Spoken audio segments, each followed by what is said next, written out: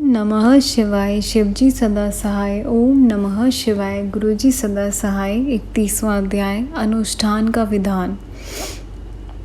अधमोत्तम द्व भेद सु धर्म भेद सुन लेहु, ज्ञान कर्म के काम लही, मुक्ति सुयश जग लेहु। मुनि बोले, हे वायु महात्मान, उस ज्ञान का अनुष्ठान किस प्रकार किया जा सकता है जिसके द्वारा प्रत्यक्ष ज्ञान होकर मुक्ति प्राप्त हो जाए। अब कृपा करके हम लोगों को यह समझाइए। वायु बोले, हे मुनियों, इस प्रत्यक्ष ज्ञान की प्राप्ति के लिए तो शिव अर्चन ही एक उत्तम अनुष्ठान है। शिव आराधना द्वारा ही मोक्ष पद प्राप्त होता है। उस आराधन का अनुष्ठान 5 प्रकार का है: क्रिया, जप, तप, ध्यान और ज्ञान। इन साधनों द्वारा किया जा सकता है। यह साधन है तो कठिन, लेकिन जब शिव कृपा होती है तब यह सहज होने लगते हैं। इनके द्वारा सिद्धि पा लेना ही उत्तम धर्म है। जो मुक्ति देने वाला परोक्ष अपरोक्ष नाम से होता है, यह धर्म भी वेदों में वर्णित है और 2 प्रकार का है। एक उत्तम धर्म है, दूसरा अधर्म। इन दोनों को बताने वाला वेद तथा उपनिषदों के योग से आरंभ करके जो धर्म किया जाए वह परम धर्म है, और इससे अधोभाग में जो किया जाए वह अधम धर्म कहाता है। परम धर्म के तो निर्मल आत्मा वाले जन ही अधिकारी हैं, और अधम धर्म के अधिकारी सभी सांसारिक जन हैं। धर्म शास्त्र आदि द्वारा सांग उपांग से वृद्धि पाकर ये परम धर्म अपर धर्म का साधन है। इस विश्व के परम धर्म तथा इसके संसार अधिकार आदि का वर्णन शिव शास्त्र, इतिहास एवं पुराणों में भली भांति मिलता है। शिव शास्त्र श्रुति स्मृति नाम से 2 प्रकार के हैं। वेदों के तत्व रूप स्रोत शास्त्र हैं और दूसरे स्वाधीन समार्थ शास्त्र हैं। ये स्वाधीन समार्थ शास्त्र प्रथम 10 प्रकार के थे, उसके बाद कामिनी आदि नामक सिद्धांत प्रसिद्ध हुए। वेद तत्व रूप जो श्रौत शास्त्र हैं उनमें पाशुपति व्रत तथा परम ज्ञान का वर्णन है। इस प्रकार से उसका विस्तार 1 अरब के लगभग हो जाता है। हर एक युग में स्वयं भगवान शंकर ही योगाचार्य रूप से अवतार लेते हैं और इनका प्रचार करते हैं। उसे सूक्ष्म रूप से बनाने वाले रुद्र, दधीचि, अगस्त्य एवं उपमन्यु नामक महर्षि हैं। ये चारों महर्षि पाशुपति व्रत की संहिता के प्रचारक हैं। इनके शतशः सहस्रशः शिष्य हो जाते हैं जो इस शिव धर्म का प्रचार करते हैं। उन्हीं शिष्यों ने चर्या आदि रूप के परम धर्म को 4 प्रकार का कहा है। उनमें पाशुपति योग के अनुष्ठान द्वारा ही शिव का साक्षात्कार हो जाता है। क्योंकि यह योग अनुष्ठान सर्वोत्तम है, इसके साधन पितामह ब्रह्मा जी ने कहे हैं कि मैं उन्हीं साधनों का आप लोगों को सुनाता हूँ। उनमें स्वयं शंकर जी ने 8 प्रकार के योग कहे हैं। उन्हीं के द्वारा शीघ्र ही शिवमति हो जाती है। उस मति द्वारा धीरे धीरे परम ज्ञान स्थिर होता जाता है। इसी प्रकार के ज्ञानी से ही शिव प्रसन्न होते हैं। तब उनकी कृपा से हो जाने से परम योग मिलता है। फिर उसी से शिव प्रत्यक्षता हो जाती है। उसी के द्वारा मुक्ति प्राप्त होती है। शिव, महेश्वर, रुद्र, पितामह, विष्णु, संसार वैद्य, सर्वज्ञ, परमात्मा, ये 8 परम कल्याणकारक हैं। इनमें शिव से शुरू करके पितामह तक ये 5 शांति अतीत आदि क्रमशः ज्ञातव्य हैं। ये 5 उपाधि से मुक्ति हो जाने पर फिर आत्मा से पृथक होते नहीं, एक स्वरूप हो जाते हैं। शिव आदि 5 आत्मांतर हैं। इनसे अतिरिक्त संसार वैद्यादि ये 3 नाम उपादन के मिलने के कारण त्रिप्रकार उपाधि वचनों के द्वारा शिव जी के अनुकूल होकर बरतते हैं। अनादि गुणों का संयोग तो स्वभावतः प्रथम से ही होता है। फिर जब यह आत्मा विशुद्ध निर्मल हो जाता है वह शिव रूप है। शिव तत्व वेता ज्ञानी पुरुष यह भी कहते हैं कि जो संपूर्ण मंगलमय गुणों के आधार हैं वह एवं सबके स्वामी हैं, वही सदाशिव कहे जाते हैं। प्रकृति तो 23 तत्वों से पृथक है। प्रकृति से बाहर पुरुष है, उससे बाहर भगवान महेश्वर है। प्रकृति तथा पुरुष इन्हीं के अधीन रहते हैं। प्रकृति माया है, माया रचिजिता महेश्वर परमात्मा ही मायावी है। इन्हीं के संबंध से कालात्मा आदि स्थूल तथा सूक्ष्म रूप से है। रुद्र शब्द का अर्थ है जो दुखों के कारणों को दूर करने वाला हो। श्रेष्ठ पुरुष इनको भी शिव जानते हैं। तत्व आदिकों से भूत रूप हुए पृथ्वी पर देह आदि रूप धार कर यही शिव निवास करते हैं। संसार के साक्षात जनक हैं, इस कारण पितामह है।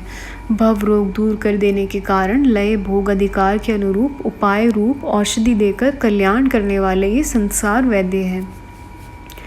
संसार की सभी अवस्थाओं के ज्ञाता होने के कारण सर्वज्ञ हैं। परम गुणों से इनका नित्य संबंध है। अपने से अन्य आत्मा के विरह के हेतु स्वयं शिव परमात्मा है। इस प्रकार ये परमात्मा के 8 नाम हैं। इन्हीं भलीभांति आचार्य द्वारा समझकर क्रमशः शिव आदि 5 नामों का उच्चारण करें। फिर निवृत्ति आदि कलात्मक ग्रंथि विभेदन करके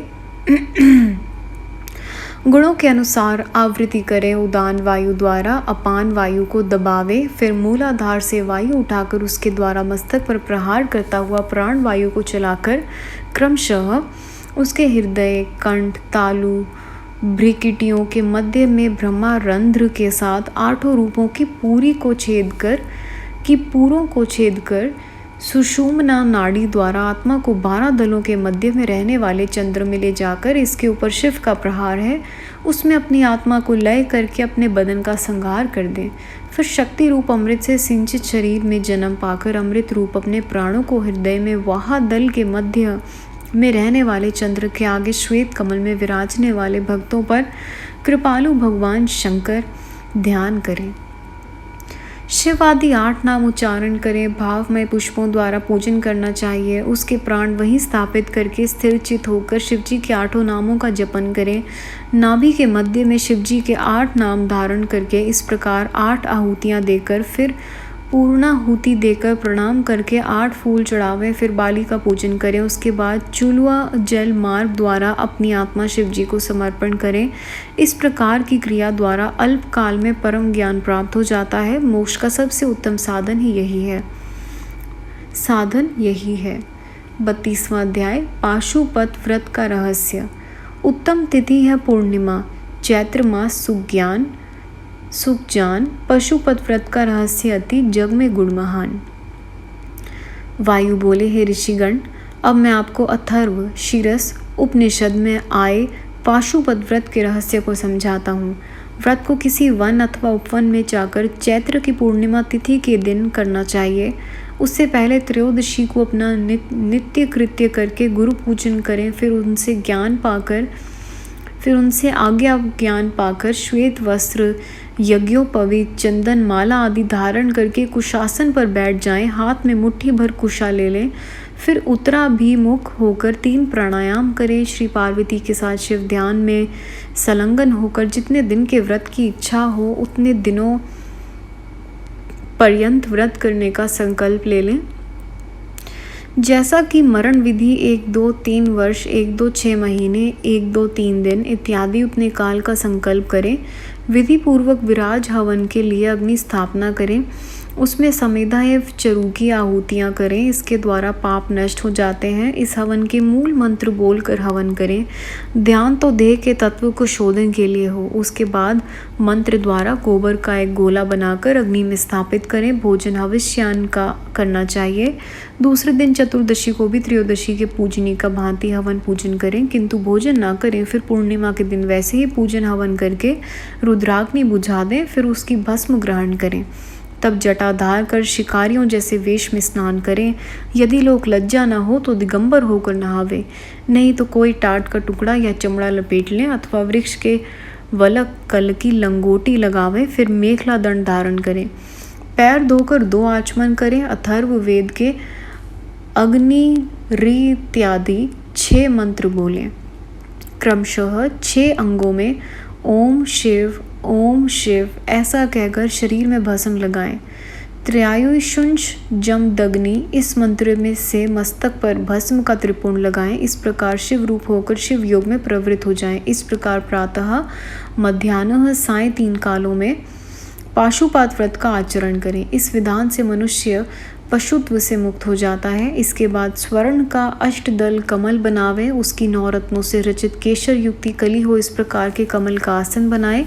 यदि पास में धन न हो तो श्वेत कमल पर अथवा अपने भावनामय कमलासन पर भगवान शंकर की कल्पना करें कि वह विराजमान है।